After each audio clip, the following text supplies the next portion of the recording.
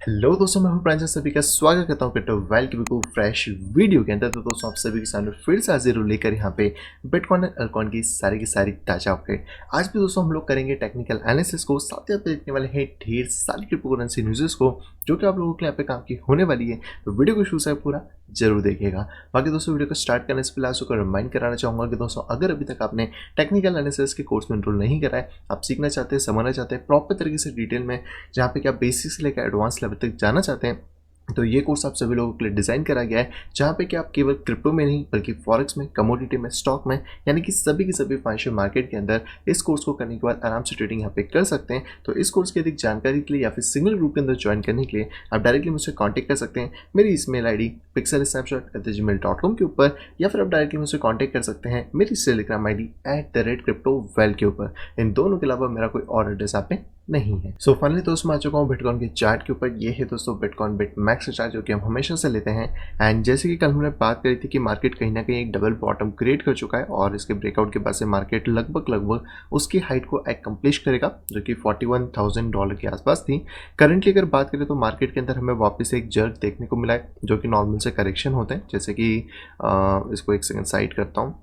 जब कभी भी मार्केट आपका कोई पैटर्न बनाता है जैसे डब्ल्यू पैटर्न, तो उसको ब्रेक करने के बाद मार्केट वापस से रिट्रेस करता है और मार्केट इस पोजीशन को कह सकते हैं ब्रेक थ्रू या फिर ऊपर पुश करने की कोशिश करता है। लेकिन करंट सिनेरियो की बात करी जाए तो यहाँ पे जो डब्ल्यू पैटर्न बना था उसका ब्रेकआउट अंदर की तरफ वापस आ गया है। चाहे आप इस वाले नेकलाइन को यहाँ रखें या फिर इसको आप ऊपर रखें, कहीं ना कहीं आपको एक छोटा सा करेक्शन इस फॉर्म में देखने को मिल जाता है। इट मीन कि अभी तक हमें प्रॉपरली ब्रेकआउट देखने को नहीं मिला है। और अगर हम लोग यहाँ पे बात करते हैं फिबोनाची के अकॉर्डिंग इस पूरे जोन के बारे में,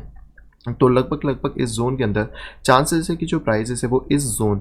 लगभग 32,000 से 33,200 के बीच तक यहाँ पे ड्रॉप कर सकता है, जो कि एक नॉर्मल फिबोनाची का नंबर है। और ये वाला जो जोन है इसके नीचे अगर प्राइसेस गिरते हैं देन जो डबल बॉटम हमारा था वो इनवैलिड हो जाएगा। लेकिन मार्केट अगर यहाँ तक भी आता है, इस वाली पोजीशन को होल्ड करता है,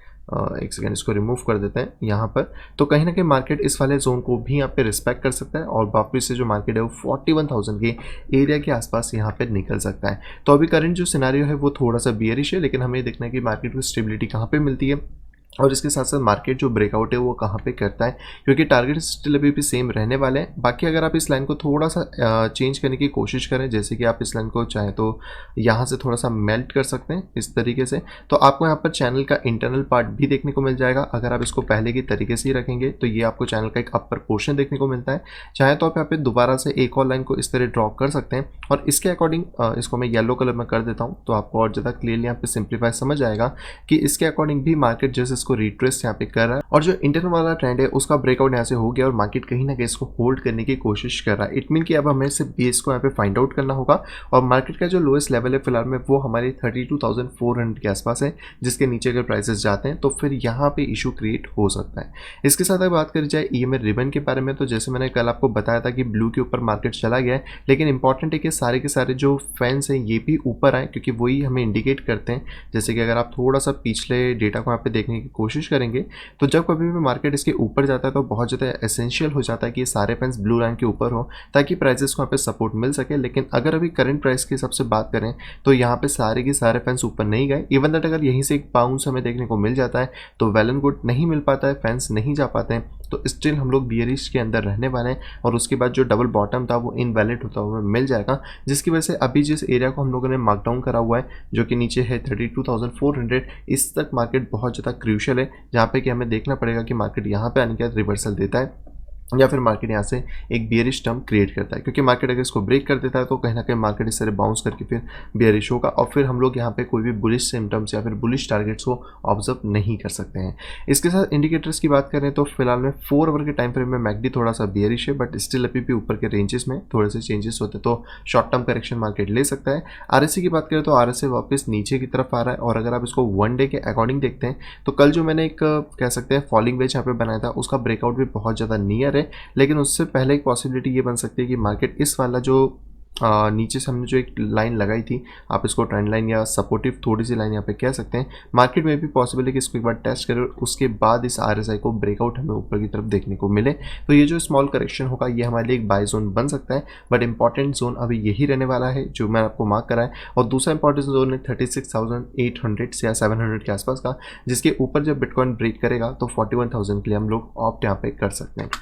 अगर आप CME फ्यूचर गैप की बात करें तो बस यहाँ पे अभी जो प्राइजेस है वो अप डाउन ही कर रहे हैं, और इसी पोजीशन में जो कल ब्रेक अपसाइड हुआ था, कहीं ना कहीं मार्केट यहाँ पे अगर आप इसको इस पोजीशन से देखें तो एक राइजिंग चैनल को बनाने की कोशिश कर रहा है, जिसके अकॉर्डिंग अभी के लिए जो करंट सपोर्ट है वो है 33,900 के आसपास में CME की चार्ट में। और ये थोड़ा बहुत चेंज हो जाता है नॉर्मल चार्ट्स में, तो मैं आपको पहले ही बता चुका हूँ कि हमारे नॉर्मल चार्ट में इसका जो सपोर्ट है वो कहाँ पे हमें देखने को मिलता है। बेसिकली जो राइजिंग चैनल होता है वो एक बियरिश पैटर्न है, तो जब तक ये ब्रेक नहीं करता हमारे पास येलो लाइन्स को, तब तक ओके रहने वाला है। थोड़ा बहुत एडजस्ट हम कर सकते हैं बाद में लाइन्स के अकॉर्डिंग, लेकिन अभी हमें देखना है कि मार्केट ऐसे बाउंस करता है, क्योंकि अभी इसेंशियल पार्ट हो गया है 35,800 CME चार्ट के अकॉर्डिंग। नेक्स्ट अगर दोस्तों कॉइन की बात की जाए तो ये है दोस्तों हमारी bitcoin dominance, and bitcoin dominance still अभी भी मिड के अंदर है। अगर हम लोग यहाँ पे देखते हैं रेंज का लो या रेंज का हाई, तो हमें एक पूरी पोर्शन देखने को मिलता है, जिसके अकॉर्डिंग मार्केट स्टिल बीच के अंदर चल रहा है, जहाँ पे मार्केट ने डबल बॉटम बनाने की कोशिश की थी पर फेल हो गया था। यही चीज़ अभी बिटकॉइन में भी पॉसिबिलिटी है, एंड करेंटली मार्केट इसको होल्ड कर रहा है 46, बट जैसे मैंने आपको बताया था कि अगर डोमिनेंस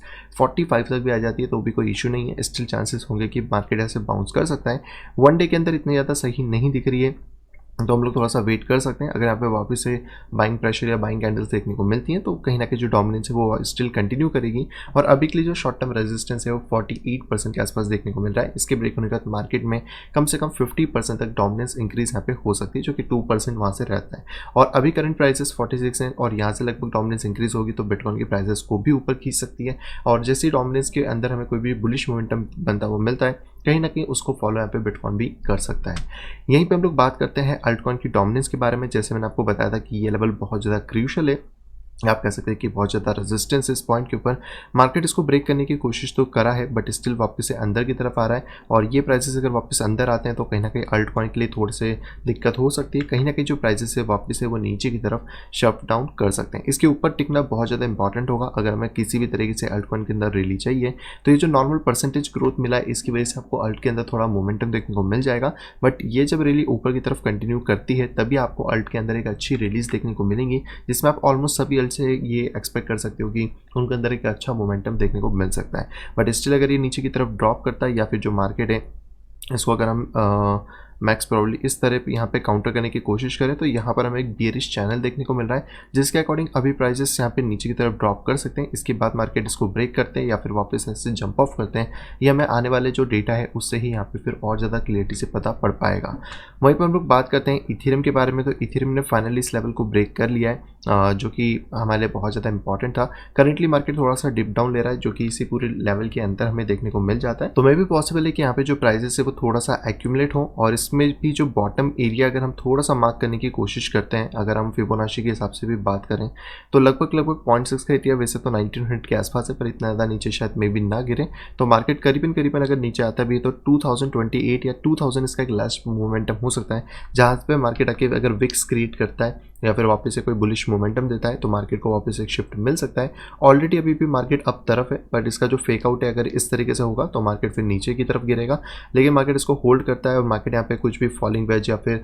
किसी भी तरीके का पैनेंट को अगर क्रिएट करने की कोशिश करता है तो मार्केट स्टिल अपने टारगेट 2600 की जो रेंजेस है उसको ईजिली कैचअप यहाँ पे कर सकता है। तो आप इथेरियम पे भी थोड़ा ध्यान दे सकते हैं। इसके साथ अगर बात करी जाए ईमे रिबन के बारे में, तो यहाँ पर थोड़ा सा हमें बैटर देखने को मिल रहा है कि ईमे रिबन के ऊपर अभी तक प्राइस टिका हुआ है, बट अभी तक सारे फैंस ऊपर की तरफ मोमेंटम नहीं लिए, और इसका ऊपर की तरफ मोमेंटम लेना इसेंशियल है, नहीं तो फिर इस तरीके के जो हिकअप्स होते हैं या फिर आप इन्हें फेक आउट कह सकते हैं, ये यहाँ पे क्रिएट होंगे और फिर वापस से प्राइसेस नीचे आ जाएंगे अगर सारे फैन के नीचे प्राइसेस वापस यहाँ पे क्लोज कर जाते हैं। तो आप कह सकते हैं कि फिलहाल में आपको मार्केट में थोड़ा सा वेट करना पड़ेगा एक अच्छी एंट्री को ढूंढने के लिए। और इंडिकेटर्स में देखें तो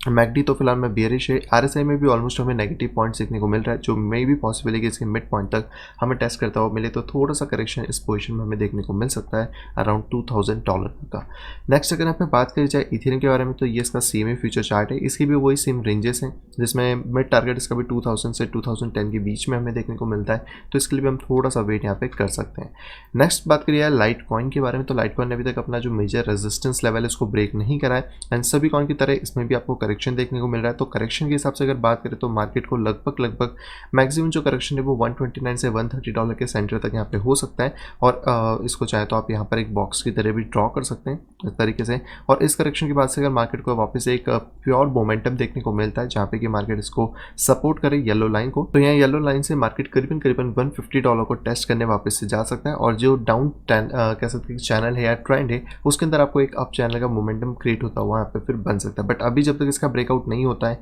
जो ऊपर की हैवीएस्ट ट्रेंड लाइन है जो हमें लगभग 158 या 160 इसको पकड़ सकते हैं, तब तक थोड़ी सी दिक्कत रहेगी क्योंकि जब तक प्राइसेस इसके इंटरनल है मार्केट के अंदर अप डाउन थोड़े से ज़्यादा यहाँ पे बने रहेंगे। इंडिकेटर्स थोड़े से नेगेटिव हैं। और अगर आप यहाँ पे बात करते हैं EMA रिबन के अकॉर्डिंग तो स्टिल प्राइसेस के नीचे आ चुका है। इसके नीचे क्लोजिंग करना बहुत ज़्यादा बियरिश हो सकता है। यहाँ से बाउंस बैक मिल जाए तो लाइटकॉइन के लिए वेरी गुड है, नहीं तो फिर बिटकॉइन के साथ साथ इसकी जो मोमेंटम है उसमें भी थोड़े बहुत चेंजेस यहाँ पे हो सकते हैं।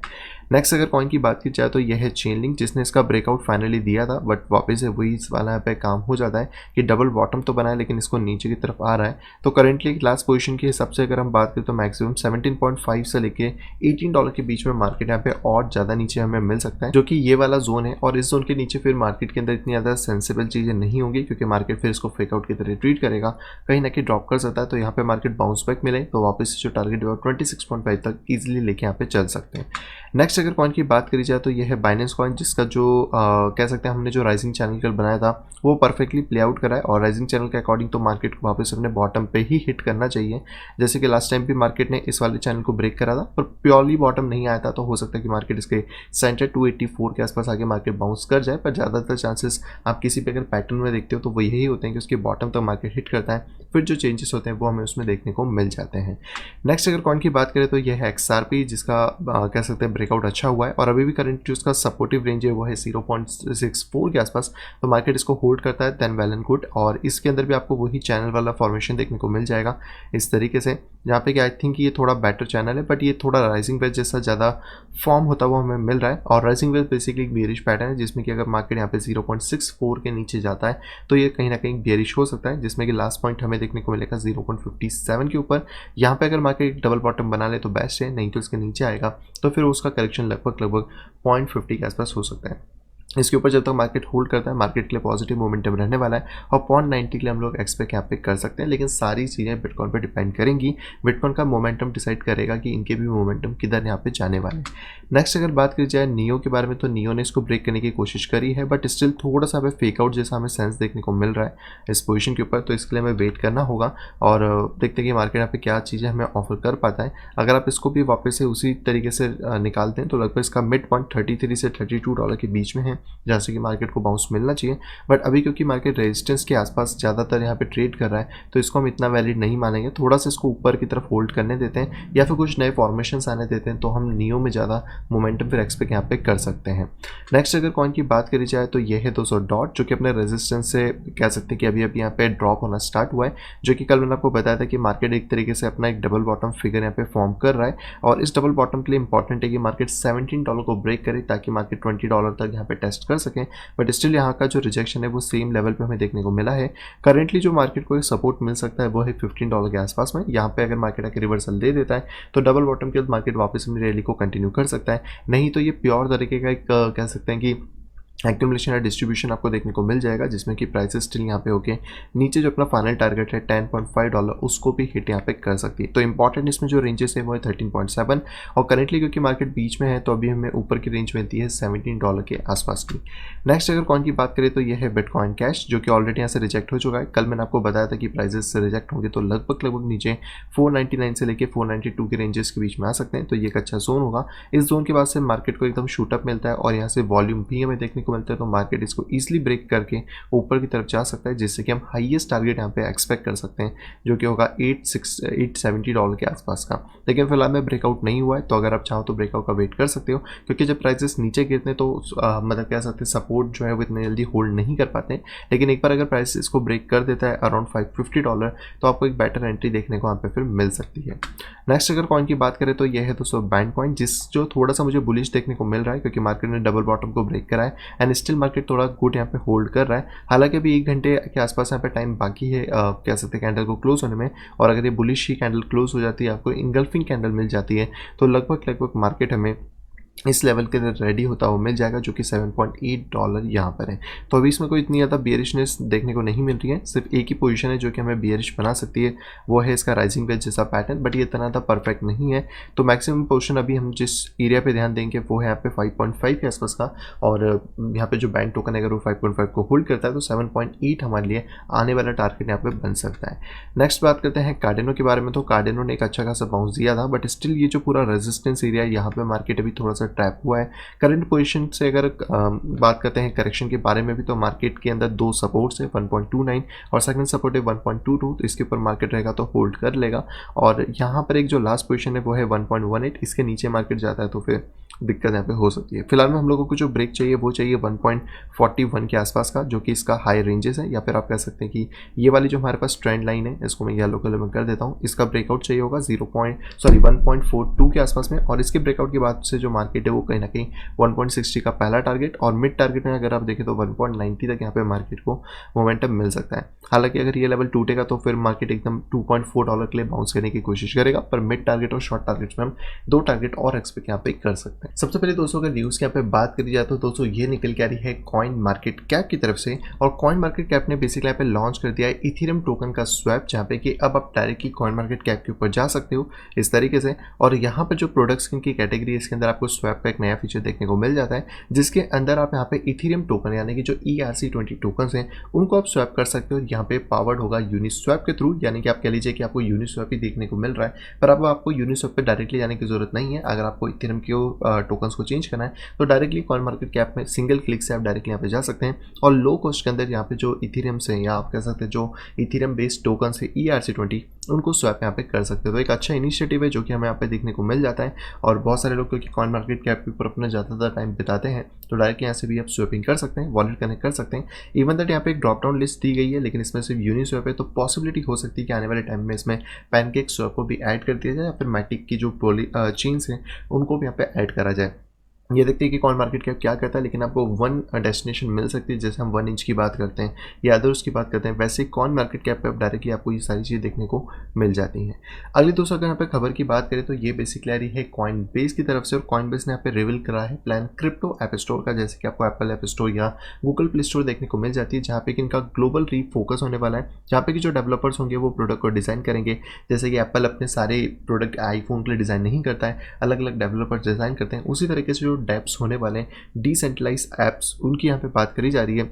और ये एक नया मार्केट होगा जो कि इकोनॉमिकल एक्टिविटीज़ यहाँ पे कह सकते हैं कि बिलियंस ऑफ डॉलर का जो मार्केट कैप है वो यहाँ पे एक्वायर कर सकता है क्रिप्टो के अंदर। नेक्स्ट अगर दोस्तों यहाँ पे खबर की बात करी जाए तो ये आ रही है दोस्तों बीजिंग की तरफ से, यानी कि चाइना की तरफ से, और चाइना की जो सबवे है यानी कि आप कह लो मेट्रो है या रेल है, सबवे बेसिकली उसको कहते हैं, और वहाँ पे यहाँ पे डिजिटल युआन की जो एक्सेप्टेंस है वहाँ पे बढ़ गई है। यहाँ पे उन्होंने अपना एक कह सकते हैं कि पायलट प्रोजेक्ट यहाँ पे स्टार्ट कर दिया, जहाँ पे कि 24 सब लाइन्स के अंदर यहाँ पर आप डायरेक्टली उनके जो CBDC है जिसका उन्होंने नाम रखा है ECNY, उसको आप यहाँ पे दे सकते हो, उससे अपनी जो टिकट्स है उसको बाय करके ट्रेन का मजा यानी कि सबवे के अंदर आराम से एक डेस्टिनेशन से दूसरी डेस्टिनेशन यहाँ पे जा सकते हो, जो कि अभी 24 लाइन्स में चालू करी गई हैं। तो ये सारी चीज़ें भी कह सकते हैं टेस्ट वर्जन आप पायलट वर्जन में चल रही हैं। आने वाले 1-2 साल के अंदर आई थिंक मुझे लगता है कि चाइना पूरी तरीके से CBDC को ही अप्लाई कर देगा कंट्रीज़ के अंदर, कैश की जो आउटफ्लो इनफ्लो है वो बहुत ही कम यहाँ पे कर देगा। अगली दोस्तों पे खबर की बात करें तो ये आ रही है दोस्तों FTX की तरफ से, और यहाँ पे जो टॉम ब्रैडी है और जो गिसी बुंदनचैन है, सॉरी नाम गलत लिया हो तो बेसिकली उन्होंने यहाँ पे FTX के अंदर अपने शेयर्स ले लिए। जिनको नहीं पता है दोनों कौन है, तो बेसिकली यहाँ पे 7 time super ball champion Tom Bradley है, और ब्राज़ीलियन सुपर मॉडल यहाँ पर हमें देखने को मिल जाती है गिजली। तो बेसिकली इन दोनों ने यहाँ पर FTX जो कंपनी है, जैसे कि आप लोगों ने एक्सचेंज यूज़ करा होगा, बेसिकली लिंक सारे डिस्क्रिप्शन में, अगर आपका अकाउंट नहीं है तो आप बना सकते हो। ये बेसिकली 3 कंपनी का एक मिक्सचर है, जहाँ पे कि वेस्टर्न रियाम श्री सर्विसेज और इसके बाद FTX ट्रेडिंग लिमिटेड और ब्लॉकफोलियो ने मिला के यहाँ पे FTX को एक कर सकते हैं कि डिज़ाइन करा था, जिसके अंदर अभी इन्होंने पार्टनरशिप ली है, जिसके लिए अगर आप कहेंगे तो जो ब्रांड एम्बेसडर हैं वो यहाँ पे ब्रांडी अब बन चुके हैं FTX के, और साथ ही साथ यहाँ पे जो सोशल या इन्वायरमेंट आप कह सकते हैं इनिशिएटिव या इसके जो भी काम होंगे वो यहाँ पे संभालने वाली हैं जो सुपर मॉडल है गिजली इस पोजिशन के ऊपर, जहाँ पे आप कह सकते हैं कि इनको अपने कार्बन फुटप्रिंट्स को कम करना है, नई चीज़ों को यहाँ पे इंट्रोड्यूस करना है, और यहाँ पे जो इक्विटी का पार्ट है वो बेसिकली उन्होंने क्रिप्टो के अंदर लिया है। तो आप कह सकते सकते हो कि इनको जो भी यहाँ पे सैलरी मिलेगी या जो भी चीज़ होंगी वो क्रिप्टो में ही यहाँ पे मिलने वाली है। तो एक अच्छा इनिशिएटिव है, लेकिन अब देखते हैं कि FTX एक्सचेंज में ये लोग लेके क्या करते हैं। ब्रांड एम्बेसडर के तौर पे तो ठीक है, बट कोई ऐसा हार्डकोर डेवलपमेंट या बिजनेसमैन नहीं जो उसको आगे बढ़ाने की कोशिश करें। बट दोनों अपनी सेलिब्रिटीज़ हैं, तो ये एक अच्छा कह सकते हैं बात है कि इनके जो फॉलोअर्स हैं वो धीरे धीरे इस चीज़ को भी अडॉप्ट यहाँ पे करने वाले हैं।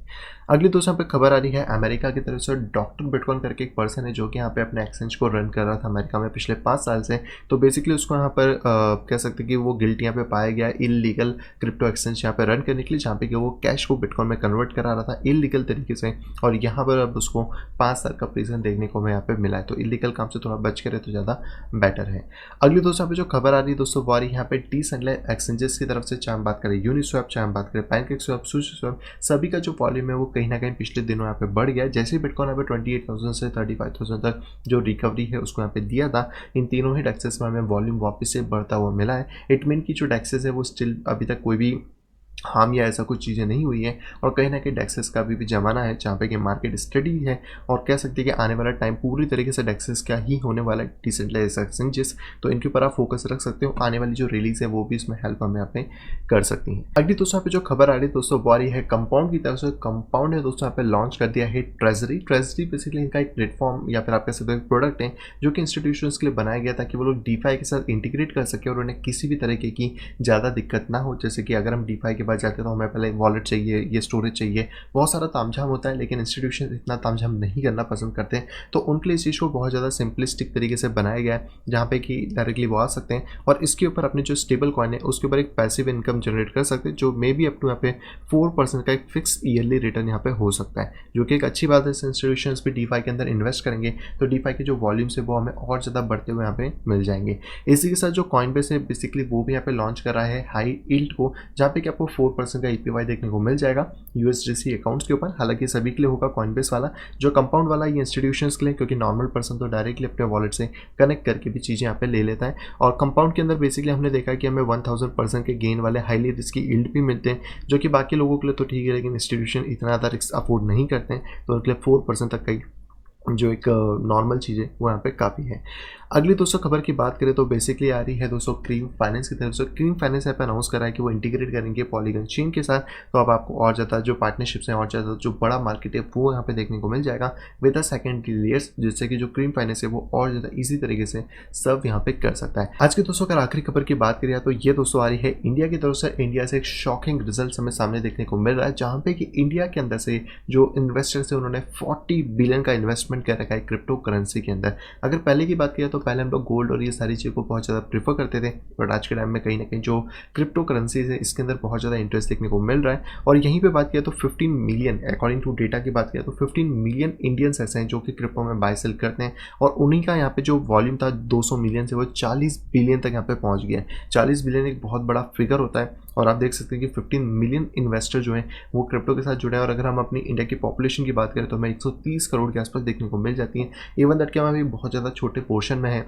और जब ये बड़ा पोर्शन यहाँ पे एक्वायर करने बैठेगा तो 40 बिलियन से 400 बिलियन तक का भी मार्केट और इवन दैट 1 ट्रिलियन का मार्केट इंडिया बनाने की कैपेसिटी यहाँ पे रखता है। बाकी ये एक अच्छी चीज़ है। और अगर इसके हिसाब से बात करें तो ये सारा डेटा भी ज़ैपे की तरफ से हमें निकल के आया हुआ है, जहाँ पे कि 18 से लेकर 35 साल के जो लोग हैं वो बहुत ज़्यादा एक्टिव हैं इस चीज़ के अंदर। और इवन दैट यहाँ पे सबसे ज़्यादा बिटकॉइन, इथेरियम, लाइटकॉइन, बिटकॉइन ऐसे जो बड़े प्रोजेक्ट्स हैं उनकी तरफ यहाँ पे निगरानी है। तो आप भी इसमें इंक्लूडेड है क्योंकि आप इस वीडियो को देख रहे हैं। बाकी आप लोगों के साथ शेयर कर सकते हैं कि इंडिया इतना ज़्यादा इन्वेस्टमेंट कर रहा है, और ये सारे के सारे इन्वेस्टमेंट आ रहा है जहाँ पे कि आपकी कोई भी